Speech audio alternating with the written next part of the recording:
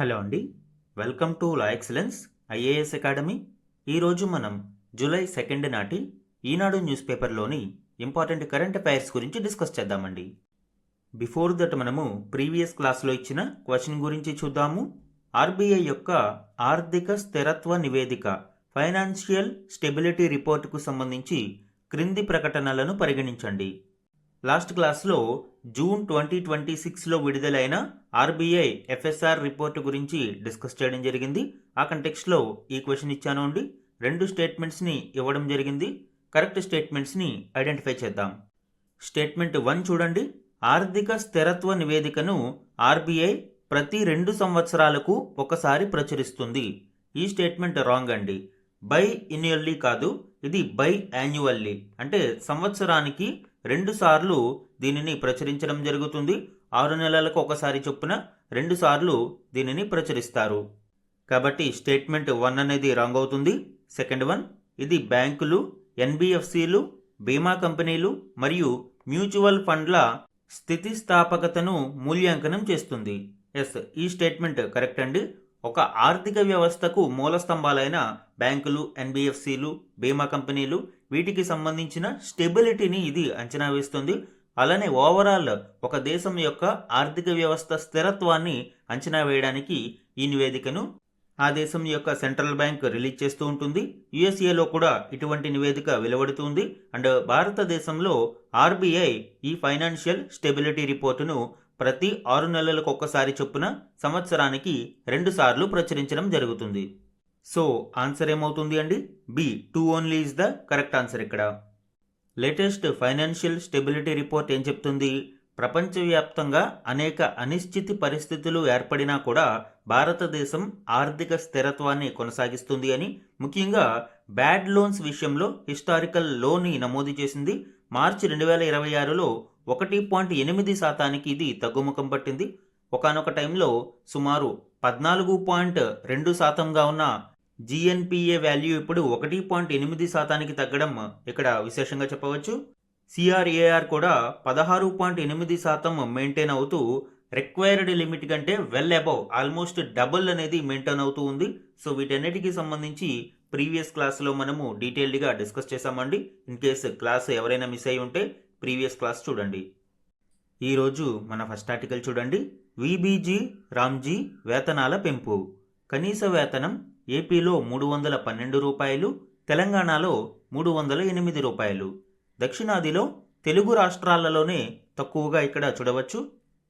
ఈ ఆర్టికల్ ఇటీవల మహాత్మా గాంధీ గ్రామీణ ఉపాధి హామీ పథకం స్థానంలో తీసుకువచ్చిన VBG RAM G Viksit Bharat guarantee for Rozgar and Ajeevika mission act 2025 అమలుకు సంబంధించి కీలక వివరాలను వెల్లడిస్తుంది. ఈ కార్యక్రమం జూలై 2వ తేదీన దేశవ్యాప్తంగా ఆంధ్రప్రదేశ్లోని తిరుపతి జిల్లా నుండి ప్రారంభమవుతుంది. దీనికి సంబంధించిన కీ డీటెయిల్స్ ఇప్పుడు చూద్దాం. ఆల్రెడీ విబీజీ రామ్జీ చట్టం గురించి డిస్కస్ చేయడం జరిగింది. ఇందులో కోర్ ప్రొవిజన్స్ మనం చూస్తే ఇప్పటి వరకు ఎన్ఆర్ఈజీఏలో ఉన్న 100 రోజుల పని దినాలను 125 రోజులు పర్ రూరల్ హౌస్ హోల్డ్ పెంచడం జరిగింది.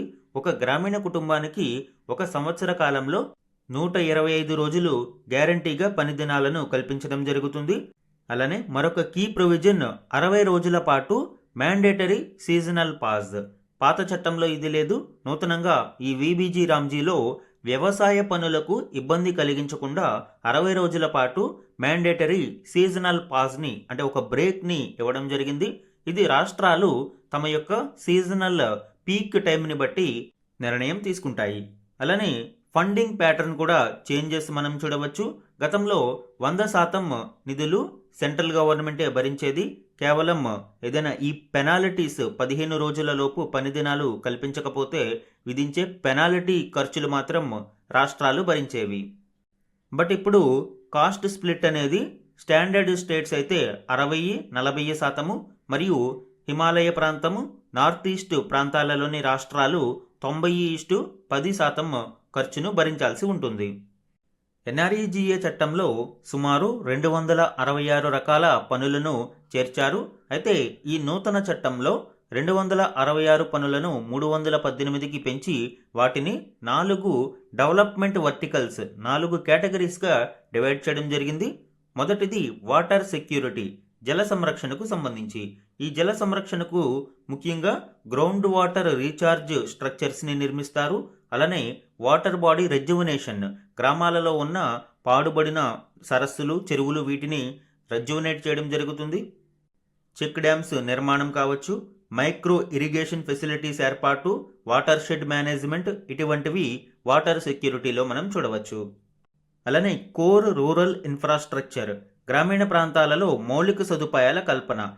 ఎన్ఆర్ఈజీఏ చట్టంలో కూడా ఈ వెర్టికల్ ఉంది అండి. గ్రామీణ ప్రాంతాలలో ఆల్ వెదర్ రూరల్ రోడ్స్ని ఏర్పాటు చేయడము, డ్రైనేజ్ నెట్వర్క్స్ని ఎస్పెషల్లీ మ్యాజిక్ డ్రైన్స్ వంటి వాటిని ఏర్పాటు చేయడం, కమ్యూనిటీ హాల్స్ నిర్మాణం, ఇవన్నీ కూడా గ్రామీణ ప్రాంతాలలో మౌలిక సదుపాయాల కల్పనలోకి వస్తాయి. ఇక లైవ్లీహుడ్ అసెట్స్, జీవనోపాధిని కల్పించే ఈ అసెట్స్ని నిర్మించడం, లైక్ కోల్డ్ స్టోరేజ్ కావచ్చు, డ్రైయింగ్ యార్డ్స్, లోకల్ మార్కెట్ షెడ్స్ని ఏర్పాటు చేయడము, లైవ్ స్టాక్ షెల్టర్స్ అంటే పశువులకు సంబంధించిన నిర్మాణాలు చేపట్టడం, ఇవి లైవ్లీహుడ్ అసెట్స్ జీవనోపాధి నిర్మాణాలలోకి వస్తాయి.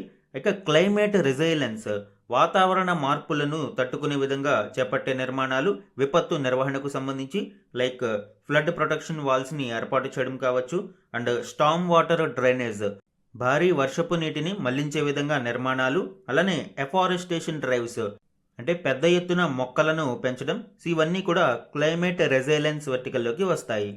ఈ విధంగా 4 వెర్టికల్స్లో 318 పనులను గుర్తించడం జరిగింది. అండ్ వీటన్నిటిని పర్యవేక్షించేందుకు మరియు ఏ విధమైన లోపాలు లేకుండా చూడడం కోసం Viksit Bharat national rural infrastructure stock ద్వారా వీటన్నిటిని ట్రాక్ చేయడం జరుగుతుంది. వీరు చేసే అసెట్స్ అన్నీ కూడా నిర్మాణాలకి సంబంధించి అన్నిటినీ ఈ డిజిటల్ స్టాక్ ద్వారా ట్రాకింగ్ చేయడం జరుగుతుంది. తద్వారా గతంలోని తప్పులను సరిదిద్దడానికి, లూప్ హోల్స్ను అరికట్టడానికి ఇది సహాయపడుతుంది. Especially hi-tech governance and transparency ఇందులో చూడవచ్చు. బయోమెట్రిక్ అథెంటికేషన్ ద్వారా మాత్రమే అటెండెన్స్ అనేది తీసుకోవడం జరుగుతుంది. తద్వారా గోస్ట్ బెనిఫిషియరీస్ని ఎలిమినేట్ చేయడానికి, ప్రాక్సీ లిస్టింగ్స్ని ఎలిమినేట్ చేయడానికి అవకాశం ఉంటుంది. అలానే ఏఐ ఎనేబుల్డ్ అనలిటిక్స్ ద్వారా ఫ్రాడ్ యాక్టివిటీస్ని మరియు ఇర్రెగ్యులారిటీస్ని అరికట్టడానికి అవకాశం ఉంటుంది. జియో ట్యాగ్డ్ మైల్ స్టోన్స్ ద్వారా ఎప్పటికప్పుడు అసెట్స్ని మనము ట్రాక్ చేయడానికి, మార్క్ చేయడానికి అవకాశం ఉంటుంది. స్ట్రిక్ట్ టైమ్ లైన్స్ కూడా మనం ఇక్కడ చూడవచ్చు. ఖచ్చితంగా అప్లై చేసుకున్న 15 రోజుల లోపు పని దినాలను కల్పించాల్సి ఉంటుంది. సో ఇది విబిజి రామ్జీ యాక్ట్కి సంబంధించి. దీనిని ఇప్పుడు జూలై 2వ తేదీన పూర్తి స్థాయిలో అమలు చేయనున్నారు. దీనికి సంబంధించి వేతనాల పెంపుకు ఇటీవల కేంద్ర ప్రభుత్వం ఒక నోటిఫికేషన్ జారీ చేసింది. ఈ సవరించిన వేతనాల ప్రకారం రోజువారీ కూలీ ఆంధ్రప్రదేశ్లో 1.6% వృద్ధితో ₹5 పెరగడం జరిగింది. తెలంగాణలో 0.3% వృద్ధితో ₹1 పెరగడం జరిగింది. దీని ప్రకారం ఆంధ్రప్రదేశ్లో రోజువారీ కూలీ ₹312కు, తెలంగాణలో ₹308 చొప్పున చెల్లించనున్నారు. వివిధ రాష్ట్రాలు, కేంద్రపాలిత ప్రాంతాలలో అక్కడ ఉన్న స్థానిక పరిస్థితులు మరియు అవసరాలను దృష్టిలో పెట్టుకుని వివిధ రేట్లను నిర్ణయిస్తూ కేంద్ర ప్రభుత్వం ఇటీవల గెజెట్ని విడుదల చేసింది. అండ్ మొత్తం 21 రాష్ట్రాలలో మినిమం వేజ్ కనీస వేతనం 300 చొప్పున నిర్ణయించింది. అయితే తెలుగు రాష్ట్రాలలో పెంపు మాత్రం చాలా స్వల్పంగా ఉంది. ఈవెన్ దక్షిణాది రాష్ట్రాలన్నిటిలోనూ కూడా తెలుగు రాష్ట్రాలే తక్కువ వేతనం పొందడం చూడవచ్చు.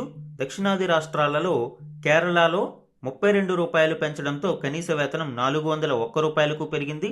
కర్ణాటకలో ₹12 పెరగడంతో ₹382కు, తమిళనాడులో ₹9 పెంచడంతో ₹345కు పెరిగాయి. బట్ ఆంధ్రప్రదేశ్ మరియు తెలంగాణలో పెంపు మాత్రం చాలా నామమాత్రంగానే ఉంది. ఇక అత్యధికంగా హిమాచల్ ప్రదేశ్లోని షెడ్యూల్డ్ ప్రాంతాలలో ₹66 చొప్పున అంటే 21.4% మేర పెంచడం జరిగింది. దీంతో అక్కడ కనీస వేతనం ₹375 అయింది. ఇక అత్యధికంగా సిక్కింలో ₹450 చొప్పున పర్వత ప్రాంతంలోని 3 పంచాయతీలలో ఇవ్వడం జరిగింది. గతంతో పోలిస్తే అక్కడ ₹61 పెంచడం జరిగింది.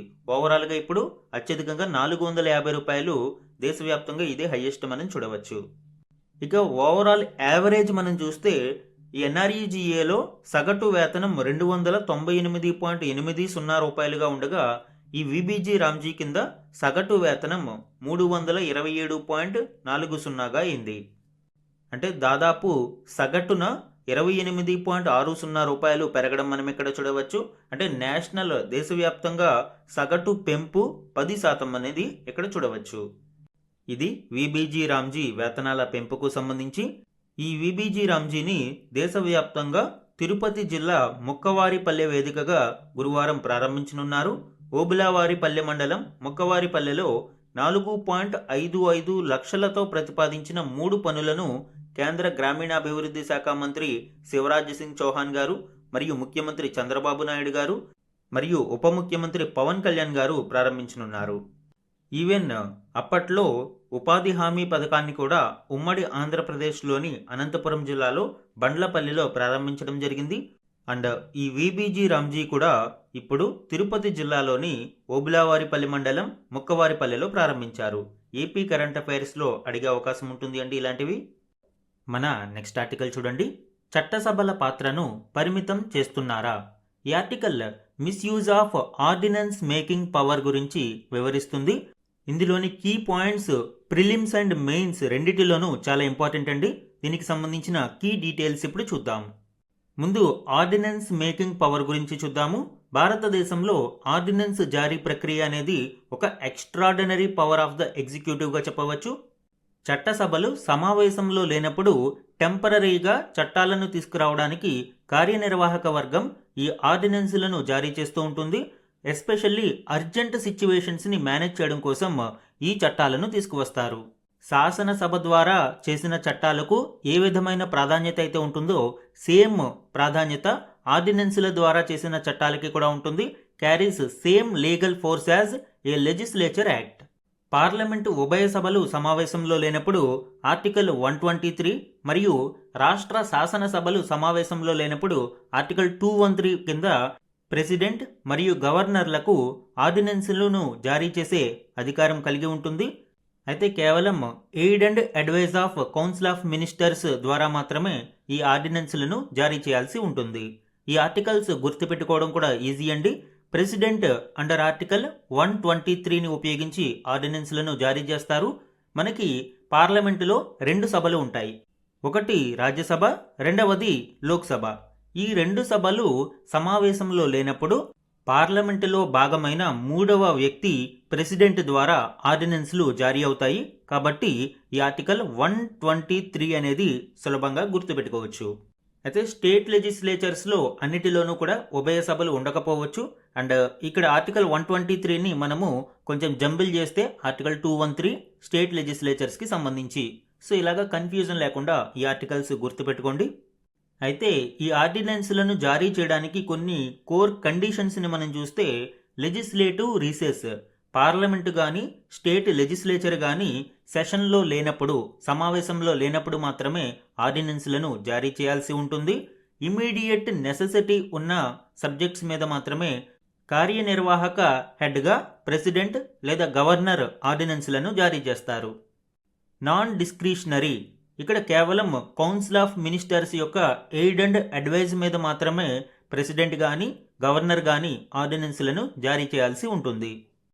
ఇక వ్యాలిడిటీ అండ్ ఎక్స్పైరేషన్ మనము చూస్తే ఆర్డినెన్స్ ప్రొమల్గేట్ అయిన తర్వాత లెజిస్లేచర్స్ రీఅసెంబ్లీ అయినప్పుడు ఇటు పార్లమెంటు కానీ అటు రాష్ట్రాల శాసనసభలు కానీ తిరిగి సమావేశమైనప్పుడు 6 వారాల లోపు అప్రూవ్ అవ్వి తీరాలి. అప్పుడు మాత్రమే అది పర్మనెంట్ యాక్ట్గా మారుతుంది. ఇన్ కేసు ఏ విధమైన యాక్షన్ తీసుకోకపోయినా లేదా డిజప్రూవ్ చేసినా కూడా ఆర్డినెన్స్ అక్కడితో ఎండ్ అయిపోతుంది. సో ఒక ఆర్డినెన్స్కి మ్యాక్సిమం పాసిబుల్ లైఫ్ టైం ఎంతండి? 6 నెలల 6 వారాలు. ఎందుకు అంటే 6 నెలలకు ఒక్కసారైనా పార్లమెంటు కానీ అసెంబ్లీ కానీ సమావేశం అవ్వాలి అని మనకి రాజ్యాంగంలో ఉంటుంది. కాబట్టి మ్యాక్సిమం పాసిబుల్ లైఫ్ 6 నెలలు. 6 నెలల తర్వాత 6 వారాల లోపు అప్రూవ్ అవ్వాలి. కాబట్టి టోటల్ 6 months 6 weeksగా దీనిని చెప్పవచ్చు. ఈ మ్యాక్సిమం టైం పీరియడ్లో పార్లమెంటు ఈ ఆర్డినెన్స్కు ఆమోదం ఇవ్వకపోతే ఇది అక్కడితో ఎక్స్పైర్ అవ్వడం జరుగుతుంది. ఈ ఆర్డినెన్స్ మేకింగ్కి సంబంధించి జ్యుడిషియల్ లిమిటేషన్స్ అండ్ సేఫ్ గార్డ్స్ని మనం చూస్తే satisfaction open to judicial review 44వ రాజ్యాంగ సవరణ ప్రకారం రాష్ట్రపతి ఏ నిర్ణయం మేరకు ఈ ఆర్డినెన్స్ని తీసుకువచ్చాడు అనేది జ్యుడిషియల్ రివ్యూ పరిధిలోకి వస్తుంది అని సవరణ తీసుకురావడం జరిగింది. ఇన్ కేస్ మాలిషియస్ ఇంటెంట్ ద్వారా అంటే ఒక దురుద్దేశపూర్వకంగా ఆర్డినెన్స్లను తీసుకువస్తే ఆ ఆర్డినెన్స్లను రద్దు చేయడానికి కోర్టులకు అధికారం ఉంటుంది. ఈ ఆర్డినెన్స్ మేకింగ్కి సంబంధించి కొన్ని కీలక జడ్జిమెంట్స్ని మనం చూద్దాము. DC Wadhwa versus state of Bihar చాలా ల్యాండ్ మార్క్ జడ్జిమెంట్ అండి. ఒక చట్టాన్ని చట్టసభల ముందుకు తీసుకురావకుండా రీప్రొమల్గమేషన్ ద్వారా అది కొనసాగిస్తూ ఉంటే అది దురుద్దేశపూర్వకంగా చేసినట్లు అని సుప్రీంకోర్టు ఈ DC వాధవా కేసులో హెచ్చరించింది. ఇది రాజ్యాంగ విరుద్ధమని, రాజ్యాంగంలోని సెపరేషన్ ఆఫ్ పవర్స్, ఎందుకు అంటే చట్టాలను చేసే అధికారం చట్టసభలకి ఉంటుంది, కానీ ఆర్డినెన్సెస్ అనేవి కార్యనిర్వాహక వర్గం ఎగ్జిక్యూటివ్ తీసుకువస్తుంది. బట్ ఈ రెండిటికి మధ్య ఉన్న సెపరేషన్ ఆఫ్ పవర్స్ని ఈ ఆర్డినెన్స్ మేకింగ్ పవర్ అనేది ఓవర్ రూల్ చేస్తుంది. అందువలన రిపీటెడ్గా రీప్రొమల్గేషన్ అనేది రాజ్యాంగ విరుద్ధమని DC Wadhwa versus state of Bihar కేసులో సుప్రీంకోర్టు వ్యాఖ్యానించింది. 1986 నాటి కేసు ఇది. ఈ కేసులో బీహార్ ప్రభుత్వం అప్పట్లో 256 ఆర్డినెన్స్లను సుమారు 14 సంవత్సరాల పాటు చట్టసభల ముందుకు తీసుకురాకుండా రీప్రొమల్గేట్ చేస్తూ ఎలైవ్లో ఉంచింది. దానివలన సుప్రీంకోర్టు దీనిని తీవ్రంగా ఆక్షేపిస్తూ ఫ్రాడ్ ఆన్ ద కాన్స్టిట్యూషన్ అని కూడా ఆక్షేపించింది. Similarly 2017లో Krishna Kumar Singh versus state of Bihar కేసులో కూడా సుప్రీంకోర్టు దీనిని తప్పుపట్టింది. ఇది ఆర్డినెన్స్ మేకింగ్కి సంబంధించి. ఇటీవలి కాలంలో ఈ ఆర్డినెన్స్లకు సంబంధించిన గణాంకాలను మనం చూస్తే 2024లో అన్ని రాష్ట్రాలలో కలిపి సుమారు 100 ఆర్డినెన్సులు జారీ అవగా 2025లో వాటి సంఖ్య 127కు చేరింది. 2025లో ఏ రాష్ట్రాలలో ఎంత ఆర్డినెన్సులు జారీ అయ్యాయనేది చూస్తే ఉత్తరప్రదేశ్లో 16, మహారాష్ట్రలో 14, ఆంధ్రప్రదేశ్, తెలంగాణ, మేఘాలయలో 11, అస్సాం, కర్ణాటకలో 7, హర్యానాలో 6, ఉత్తరాఖండ్ 5, బీహార్, గుజరాత్, ఒడిశా, రాజస్థాన్, త్రిపురలో 3, ఛత్తీస్గఢ్లో 2, కేరళలో 1 ఈ విధంగా ఆర్డినెన్స్లోనూ మనం చూడవచ్చు. ఆర్డినెన్స్లు ఎక్కువ జారీ అవుతున్నాయి అంటే శాసనసభ పాత్రను తగ్గించి కార్యనిర్వాహక వ్యవస్థ ఎక్కువ అధికారాన్ని చలాయిస్తుంది అని విమర్శలను మనం చూడవచ్చు. అందువలన వీలైనంత తక్కువ ఆర్డినెన్స్లు కేవలం ఎమర్జెన్సీ సిచ్యువేషన్స్లో మాత్రమే ఉపయోగించుకునే విధంగా స్టేట్ గవర్నమెంట్స్ బాధ్యతగా వ్యవహరించాల్సిన అవసరం ఉంది. మన నెక్స్ట్ ఆర్టికల్ చూడండి. సైన్యంలో ఇక బాజ్ బెటాలియన్. ఈ ఆర్టికల్ ఇటీవల ఇండియన్ ఆర్మీలో ఏర్పాటు అయిన నూతన బెటాలియన్కి సంబంధించిన కీలక వివరాలను అందిస్తుంది. ఇందులోని ఇంపార్టెంట్ పాయింట్స్ ఇప్పుడు చూద్దాం. క్రమేపీ యుద్ధ రంగం అనేది టెక్నాలజికల్ బ్యాటిల్గా మారుతుంది. ఇందులో ఇప్పుడు డ్రోన్లు, మానవరహిత వైమానిక వ్యవస్థలు చాలా కీలకంగా మారాయి. అందువలన ఈ డ్రోన్స్ మరియు మానవరహిత వైమానిక వ్యవస్థలు UAVలను నిర్వహించే ప్రత్యేక బాజ్ బెటాలియన్ను భారత సైన్యం సిద్ధం చేస్తుంది. ఈ మోడర్న్ వార్ఫేర్లో డ్రోన్ల అనివార్యతను ప్రభుత్వం గుర్తించింది. ముఖ్యంగా నిఘా సమాచార సేకరణ, ఖచ్చితత్వంతో కూడిన దాడులు తదితర యుద్ధ తంత్రాలలో డ్రోన్లను వినియోగించనుంది. శత్రు భూభాగంలోకి బాజ్ బెటాలియన్ చొచ్చుకుని పోయి సమాచారాన్ని సేకరించడంతో పాటు దీర్ఘకాలం సరిహద్దుల పర్యవేక్షణ, సైనిక లక్ష్యాల గుర్తింపులో పాలుపంచుకోనుంది. ఇటీవల అనేక యుద్ధాలలో డ్రోన్ల ప్రాముఖ్యతను ప్రపంచం చూసింది.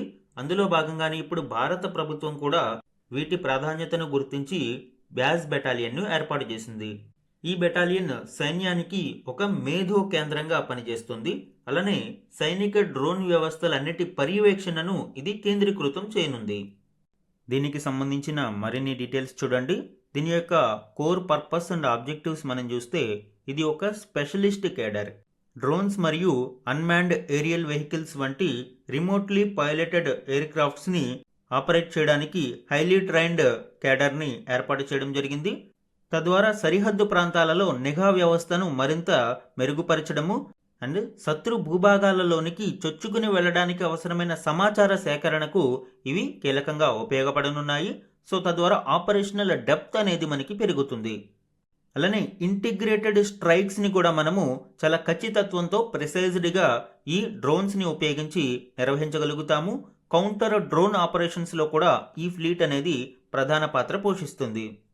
ఈ బెటాలియన్స్ని ఆల్రెడీ ప్రస్తుతం ఉన్న ఆర్మీ ఏవియేషన్ కార్ప్స్లో ఒక భాగంగా నిర్వహించనున్నారు. ఈ బ్యాజ్ battalions integrated under the army aviation corps. గతంలో కేవలం వందల సంఖ్యలో ఉన్న డ్రోన్స్ ఇప్పుడు వేల సంఖ్యకు పెరుగుతూ ఉంది. అలానే భవిష్యత్తులో ఇది మరింత వృద్ధి చెందే అవకాశం ఉన్న నేపథ్యంలో ఈ ప్రత్యేక దళాలు బ్యాజ్ బెటాలియన్స్ను నిర్వహించడానికి ప్రభుత్వం ఇప్పుడు సన్నాహాలు చేపట్టింది. ఇండియన్ ఆర్మీ డ్రోన్ స్ట్రక్చర్ ప్లేస్మెంట్ని మనం చూస్తే అశ్విని ప్లాటూన్స్ ఇవి చాలా చిన్నవిగా 20 మంది సైనికుల టాక్టికల్ యూనిట్స్గా ఉంటాయి. డైరెక్ట్గా ఇవి ఇండివిజువల్ ఇన్ఫాంట్రీ బెటాలియన్స్లో భాగంగా ఉంటాయి. అంటే ఒక్కొక్క ఇన్ఫాంట్రీ బెటాలియన్లో 20 మంది సైనికులతో కూడిన అశ్విని ప్లటూన్స్ ఉంటాయి. ఆ ఇండివిజువల్ బెటాలియన్ వరకు డ్రోన్ నిర్వహణను ఈ ప్లటూన్ చూసుకుంటుంది. క్లోజ్ రేంజ్ టాక్టికల్ సపోర్ట్కు ఇది కీలకంగా ఉపయోగపడుతుంది. సో ఇలాగా అనేక ఇన్ఫాంట్రీ బెటాలియన్స్లో నెంబర్ ఆఫ్ అశ్విని ప్లటూన్స్ అనేవి ఉంటాయి. ఇక మిడ్ లెవెల్లో దివ్యాస్త్ర మరియు శక్తిబాన్ యూనిట్స్ అనేవి చూడవచ్చు. ఇవి వన్ వే అటాక్ లాయిటరింగ్ మ్యూనిషన్స్ని ఆపరేట్ చేస్తూ ఉంటాయి. కౌంటర్ డ్రోన్ ఆపరేషన్స్ అంటే భారత భూభాగంలోనికి చొచ్చుకుని వచ్చే శత్రు దేశాల డ్రోన్స్ యూఏవీస్ను ఎదుర్కొనడానికి లాయిటరింగ్ మ్యూనిషన్స్ని ఆపరేట్ చేయడంలో ఈ మిడిల్ రేంజ్ దివ్యాస్త్ర మరియు శక్తిబాన్ యూనిట్స్ అనేవి ప్రధాన పాత్ర పోషిస్తాయి. ఇక టాప్ లేయర్లో బ్యాజ్ బెటాలియన్స్ అనేవి చూడవచ్చు. బ్యాజ్ బెటాలియన్స్ అనేవి ఇండిపెండెంట్. ఇతర బెటాలియన్స్లో ఒక ఇంటిగ్రల్ పార్ట్లా కాకుండా ఒక ఇండిపెండెంట్ బెటాలియన్లా వీటిని చూడవచ్చు. ఎక్కువ మంది drone operating soldiers stand alone ఫార్మేషన్స్తో ఇది ఒక ఇండిపెండెంట్ బెటాలియన్లా కోర్ డేటా ఎక్స్ప్లాయిటేషన్ కొరకు, సర్వేలెన్స్ మరియు అసెట్ మేనేజ్మెంట్ కొరకు కీలకంగా ఈ బ్యాజ్ బెటాలియన్స్ అనేవి ఉపయోగపడతాయి. సో ఇది భారతదేశంలో ఇండియన్ ఆర్మీకి సంబంధించిన డ్రోన్ హైరార్కీ స్ట్రక్చర్. ఈ విధంగా బ్యాజ్ బెటాలియన్స్ అనేవి ఇండియన్ ఆర్మీకి ఒక ఇంటెలిజెన్స్ యూనిట్గా వ్యవహరిస్తాయి. డ్రోన్ నిర్వహణలో కీలక పాత్రను పోషిస్తాయి. మన నెక్స్ట్ ఆర్టికల్ చూడండి. ఎంఆర్ఎన్ఏ టీకాలు సురక్షితమైనవి. ఈ ఆర్టికల్ ఎంఆర్ఎన్ఏ వ్యాక్సిన్స్కి సంబంధించి ఇంపార్టెంట్ డీటెయిల్స్ను వివరిస్తుంది. ఇందులోని కీ పాయింట్స్ ఇప్పుడు చూద్దాం. ఎంఆర్ఎన్ఏ వ్యాక్సిన్లు సురక్షితమైనవని ఇటీవలి బ్రిటన్, కెనడా శాస్త్రవేత్తల బృందం ధృవీకరించింది. పిల్లలు, గర్భిణులు, రోగనిరోధక శక్తి తక్కువగా ఉన్న వారితో సహా వివిధ వర్గాలకు కోవిడ్-19 వంటి అంటువ్యాధుల నుంచి ఇవి రక్షణ కల్పిస్తాయని ఆ అధ్యయనం ప్రకటించింది. ఈ వ్యాక్సిన్ యొక్క సాంకేతికతను 1960ల ప్రారంభంలోనే కనుగొన్నప్పటికీ మొదటిసారిగా కోవిడ్-19 నియంత్రణకు ఈ వ్యాక్సిన్లను ఉపయోగించారు. ఈ ఎంఆర్ఎన్ఏ వ్యాక్సిన్లు అనేవి మానవ కణాలకు జన్యుపరమైన సూచనలను అందించడం ద్వారా పనిచేస్తాయి. ఇవి అపాయరహిత వైరల్ ప్రోటీన్లను తయారు చేసేలా కణాలను ప్రేరేపిస్తాయి. ఈ ప్రోటీన్లు అసలైన వైరస్లను గుర్తించి దానితో పోరాడేలా రోగనిరోధక వ్యవస్థకు శిక్షణను ఇస్తాయి. ఈ టీకాల వలన గుండె కండరాల వాపు వంటి తీవ్రమైన దుష్ప్రభావాలు చాలా అరుదు అని ఈ అధ్యయనంలో మనకి వెల్లడైంది. ఈ ఎంఆర్ఎన్ఏ సాంకేతికత ఆధారంగా భవిష్యత్తులో ఇన్ఫ్లుయెంజా, ఆర్ఎస్వి వంటి వ్యాధులతో పాటు క్యాన్సర్కి కూడా టీకాలను, ఆర్ఎన్ఏ ఆధారిత చికిత్సలను రూపొందించే అవకాశం ఉంది. ఈ కంటెక్స్ట్లో ఎగ్జామ్లో చాలా ఇంపార్టెంట్ టాపిక్ అయిన టైప్స్ ఆఫ్ వ్యాక్సిన్స్ గురించి చూడండి. టైప్స్ ఆఫ్ వ్యాక్సిన్స్ సుమారు 6 రకాలుగా మనం చూడవచ్చు. First one live attenuated vaccines. ఇందులో వ్యాధికారక వైరస్లకు సంబంధించిన వీకెండ్ ఫామ్ని అంటే ఆ వైరస్ని చాలా వీక్గా చేసి దానిని బాడీలోకి వ్యాక్సిన్ ద్వారా ప్రవేశపెట్టడం జరుగుతుంది. వ్యాక్సిన్ ద్వారా ఈ వీక్ వైరస్ బాడీలోనికి ప్రవేశించిన వెంటనే మన ఇమ్యూనిటీ సిస్టమ్ దీనిని గుర్తించి వెంటనే అలర్ట్ అవుతుంది. వెంటనే ఈ వైరస్ని ఎదుర్కోవడానికి అవసరమైన యాంటీబాడీస్ని సిద్ధం చేస్తుంది. సో ఈ వీక్ వైరస్ బాడీకి హానికరం చేయకపోయినా వైరస్కి సంబంధించిన యాంటీబాడీస్ రిలీజ్ అవడం వలన భవిష్యత్తులో ఈ వైరస్ నిజంగానే అటాక్ చేసినా కూడా అప్పటికే యాంటీబాడీస్ సిద్ధంగా ఉండడం వలన ఆ వ్యాధి నుండి ప్రొటెక్షన్ అనేది లభిస్తుంది. అయితే వీక్ ఇమ్యూన్ సిస్టమ్ ఉన్న వాళ్ళు దీనిని తీసుకోవడం కరెక్ట్ కాదు అండి. ఎందుకంటే ఇమ్యూనిటీ సిస్టమ్ సరిగా లేనప్పుడు ఈ వీక్ వైరసే అందులో వ్యాధులను కలగజేసే ఆస్కారం కూడా ఉంటుంది. ఎగ్జాంపుల్ మనకి ఎంఎంఆర్ కంబైన్డ్ వ్యాక్సిన్ కావచ్చు, అలానే రోటా వైరస్ వ్యాక్సిన్, ఇవన్నీ కూడా లైవ్ అటెన్యూయేటెడ్ వ్యాక్సిన్స్. ఇక సెకండ్ వన్ ఇన్యాక్టివేటెడ్ వ్యాక్సిన్స్. ఈ ఇన్యాక్టివేటెడ్లో వైరస్ని పూర్తిగా చంపేయడం జరుగుతుంది. కెమికల్స్ని కానీ, హీట్ని కానీ, రేడియేషన్ని కానీ ఉపయోగించి వైరస్ని పూర్తిగా చంపివేసి ఆ చంపివేసిన వైరస్ రూపాన్ని బాడీలోనికి ప్రవేశపెట్టడం జరుగుతుంది. సో ఇప్పుడు ఇమ్యూనిటీ సిస్టమ్ నిజంగానే వైరస్ లోపలికి వచ్చిందేమోనని అలర్ట్ అయ్యి యాంటీబాడీస్ని రిలీజ్ చేస్తుంది. ఇది చనిపోయిన వైరస్ కాబట్టి ఇమ్యూనిటీ రెస్పాన్స్ అంత స్ట్రాంగ్గా ఉండకపోవచ్చు. అందుకే బూస్టర్ డోసెస్ ఇవి క్రమేపీ అవసరమవుతూ ఉంటాయి. ఎగ్జాంపుల్ పోలియో వ్యాక్సిన్ కావచ్చు, ర్యాబీస్ వ్యాక్సిన్ కావచ్చు, అండ్ హెపటైటిస్ ఏ వ్యాక్సిన్, ఇవన్నీ ఇన్యాక్టివేటెడ్ వ్యాక్సిన్స్కి examples. Third one subunit or recombinant or conjugate vaccines. ఇందులో ఒక వ్యాధికారక వైరస్ యొక్క సబ్ యూనిట్ని, ఐసోలేటెడ్ పీసెస్ని లైక్ ప్రోటీన్ కావచ్చు, లేదా షుగర్ కావచ్చు, పాలిసాకరైడ్ షుగర్ కావచ్చు, లేదా ఆ వైరస్ యొక్క క్యాప్సిడ్ అంటే ఔటర్ కేసింగ్, దాని శరీరం బయట ఉండే ఔటర్ కేసింగ్, ఇటువంటి ఐసోలేటెడ్ పార్ట్స్ని తీసుకుని దాని ద్వారా వ్యాక్సిన్ని డెవలప్ చేస్తారు. ఇక్కడ ఈ సబ్ యూనిట్ని ఇమ్యూన్ సిస్టమ్ నిజమైన వైరస్గా భ్రమింపజేయడానికి ఈ వ్యాక్సిన్స్ ఉపయోగపడతాయి. దెన్ ఇమ్యూనిటీ సిస్టమ్ అలర్ట్ అయ్యి యాంటీబాడీస్ని ఉత్పత్తి చేస్తుంది. Hepatitis B vaccine, HPV human papilloma virus vaccine, ఇవన్నీ ఈ సబ్ యూనిట్ ఆర్ కాంజుగేట్ వ్యాక్సిన్స్కి ఎగ్జాంపుల్స్.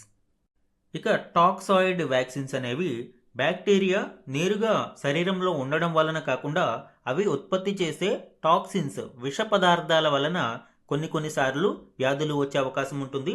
అటువంటి వాటి కోసం ఈ టాక్సిన్స్ ఏవైతే ఉన్నాయో వాటిని ఇన్యాక్టివేట్ చేసి ఆ ఇన్యాక్టివేటెడ్ వెర్షన్ ఆఫ్ టాక్సిన్స్ని వ్యాక్సిన్ల రూపంలో బాడీలోనికి ప్రవేశపెట్టడం ద్వారా ఇమ్యూనిటీ సిస్టాన్ని అలర్ట్ చేయడమే టాక్సాయిడ్ వ్యాక్సిన్స్ యొక్క mechanism. Examples tetanus and diphtheria vaccines, ఇవి టాక్సాయిడ్ వ్యాక్సిన్స్.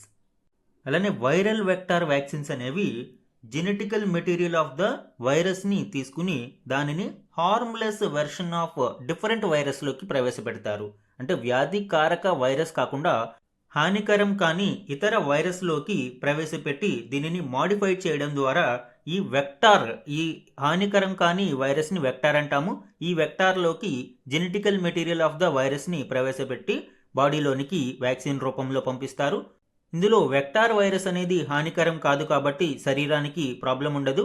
మరియు జెనెటికల్ మెటీరియల్ని హానికరమైన వైరస్గా బాడీ భావించి ఇమ్యూనిటీ సిస్టమ్ అలర్ట్ అవుతుంది.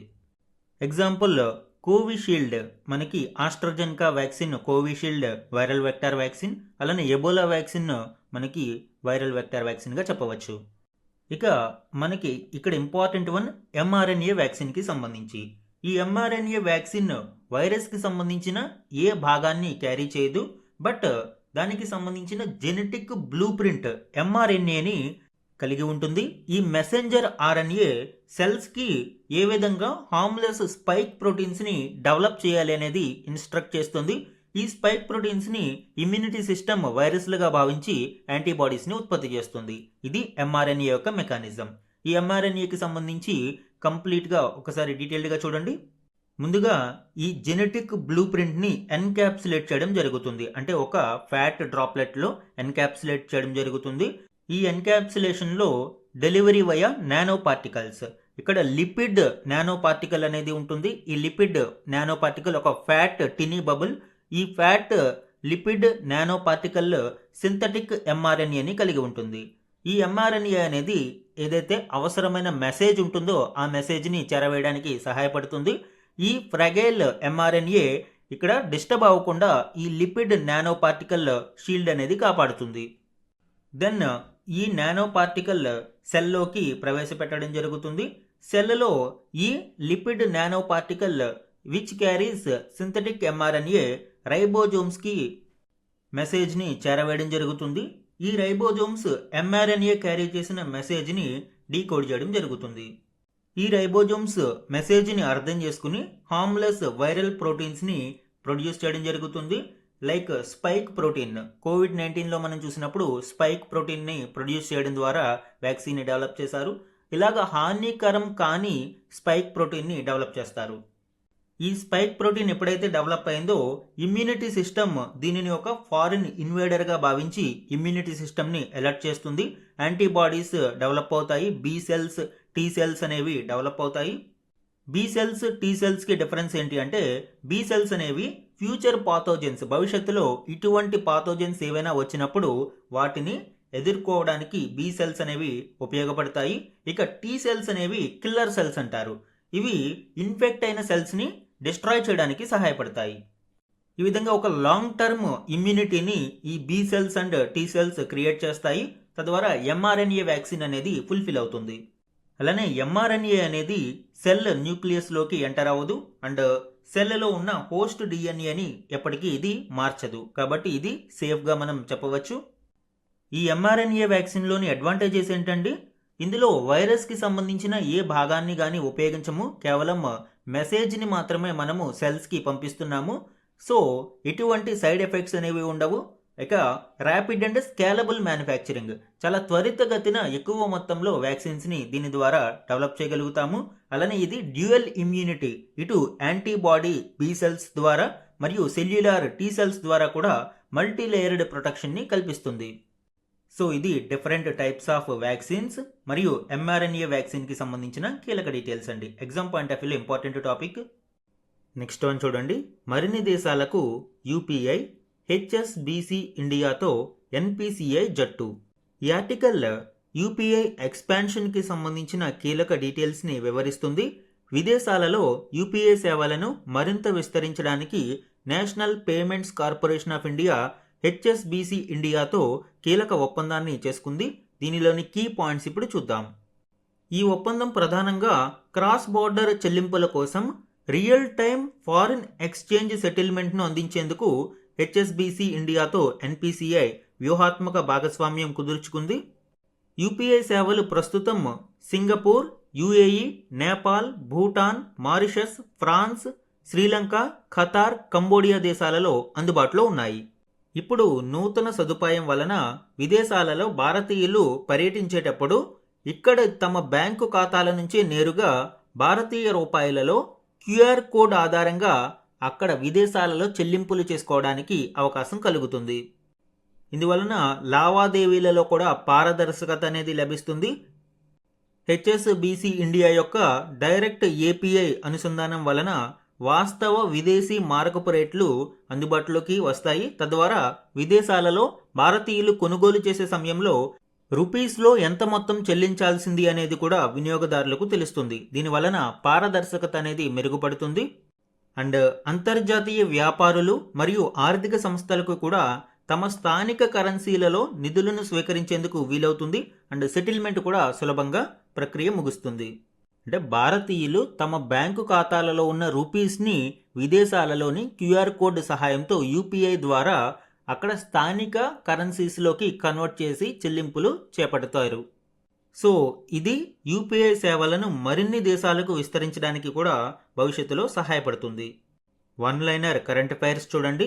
గవర్నమెంట్ ఆఫ్ ఇండియా ఇటీవల బ్యూరో ఆఫ్ పోర్ట్ సెక్యూరిటీ BOPSని ఏర్పాటు చేయడం జరిగింది. Ministry of ports, shipping and waterways మంత్రిత్వ శాఖ ఆధ్వర్యంలో దీనిని ఎస్టాబ్లిష్ చేశారు. ఈ విభాగం భారతదేశం యొక్క షిప్లు మరియు పోర్ట్లు యొక్క మౌలిక సదుపాయాలకు సంబంధించిన సెక్యూరిటీ థ్రెట్స్ని పరిశీలిస్తూ ఉంటుంది. అదేవిధంగా సైబర్ అటాక్స్ని కూడా ఎప్పటికప్పుడు అడ్రస్ చేస్తూ ఉంటుంది.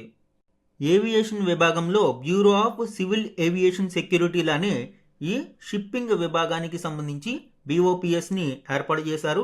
Similar in lines with BCAS. ఇది ఇండియా యొక్క apex regulatory authority in shipping సెక్యూరిటీకి సంబంధించి వ్యవహరిస్తుంది. నెక్స్ట్ స్పోర్ట్స్ కరెంట్ అఫైర్స్లో చూడండి. ఇటీవల వరల్డ్ రోయింగ్ కప్లో ఇండియాకి చెందిన హవిల్దార్ లక్ష్య అండ్ హవిల్దార్ ఉజ్వల్ కుమార్ చరిత్ర సృష్టించారు. వరల్డ్ రోయింగ్ కప్లో భారతదేశానికి మొట్టమొదటి స్వర్ణ పతకాన్ని అందించారు. స్పోర్ట్స్ కరెంట్ అఫైర్స్లో ఇలాంటివి అడిగే అవకాశం ఉంది. ఈరోజు మన క్వశ్చన్ ఆఫ్ ద డే గురించి చూడండి. ఈరోజు క్లాస్లో ఆర్డినెన్స్ మేకింగ్ పవర్కి సంబంధించిన ఇంపార్టెంట్ డీటెయిల్స్ గురించి డిస్కస్ చేయడం జరిగింది. ఆ కంటెక్స్ట్లో ఈ క్వశ్చన్ ఇచ్చాను అండి. ఇందులో కరెక్ట్ ఆప్షన్ని ఐడెంటిఫై చేసి ఆన్సర్ని కమెంట్ సెక్షన్లో కమెంట్ చేయండి. ఇది ఈరోజు ఈనాడు న్యూస్ పేపర్లోని ఇంపార్టెంట్ కరెంట్ అఫైర్స్ మీద daily analysis. Thank you for watching.